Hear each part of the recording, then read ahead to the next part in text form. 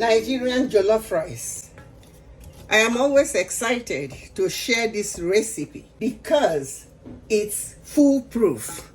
And today, I will show you how I make it. I guarantee you, if you try this recipe, you will love it. Tomato paste gives jollof rice the color. This is 12 ounces of tomato paste. You put some water in it because you don't want it to get burnt easily. If you drop this just like this in oil, it will get burnt. So you mix some water. I used 1 cup to mix it.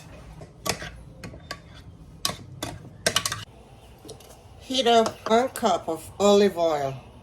You can remove excess oil later. And saute onions. I prefer red onions. It gives better taste to me. Saute it until it becomes translucent. I will list all the ingredients in the description box. It takes about 3 minutes for the onions to become translucent. When the onions have become translucent, you add the tomato paste you mixed with water. You need to fry this for about 5 minutes before you add fresh tomato and other mixture. So while it's frying, let's blend the peppers and the fresh tomatoes. Use Scotch bonnet pepper. You can use one, you can do without, but I like a little spice. 1 onion. Onion is a major secret to the deliciousness of jollof rice. Like I said, I prefer the red onions to the yellow.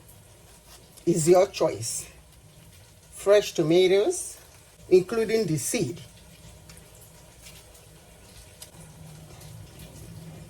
1 red bell pepper. This is big, so I'm adding only 1. And ginger cubes. That's quantity. Add a little water. Now you add the pepper mix, the tomato paste. If you need more oil, you add more oil. While it's cooking, let's wash the rice. We're using 4 cups of rice. I don't pre-boil. I wash with cold water until the water becomes clean. I realized long ago that when I wash my rice with cold water, it gives me better taste than pre-boiling it.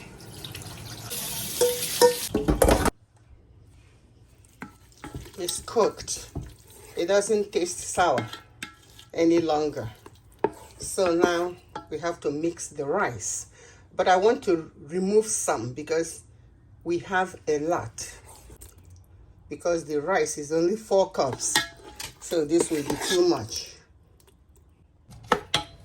And mix it very well.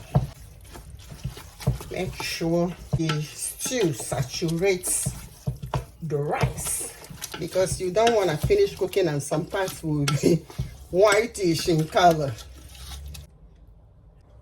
Half teaspoon of dry thyme, no powder. Curry powder is optional. You can do without it. Mix it very well. Bay leaves takes the taste to a higher notch. All mixed up now. Then you add water. Be careful with water. If you add too much water, your rice will be soggy. You don't want it. Just enough water to cover the rice. And you turn it. Now you taste for seasoning. Cover it and take it to be cooked. When the rice is boiling, reduce heat and cover it, because now you are steaming it, the rice. Cover it with foil so that you will retain the steam. Put it on very low heat. After covering with foil, cover with the lid and allow the rice to steam, because it's the heat that steams the rice. So I set the timer for 30 minutes. Let's see.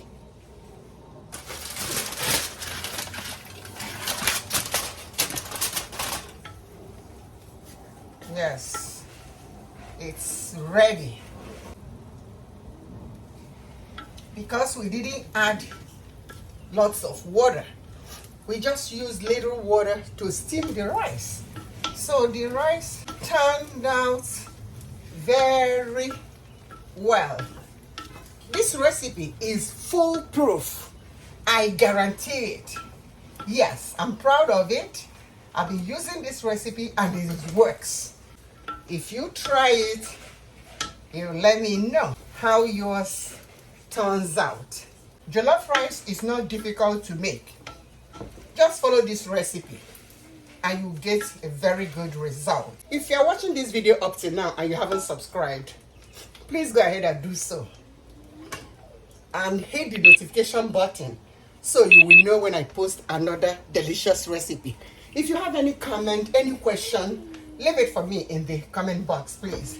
Remember to give us thumbs up so that you will help to develop our channel. I appreciate you all. Look at our rice. Thanks for watching. Delicious jollof rice. If you follow this way, you will not make any mistake.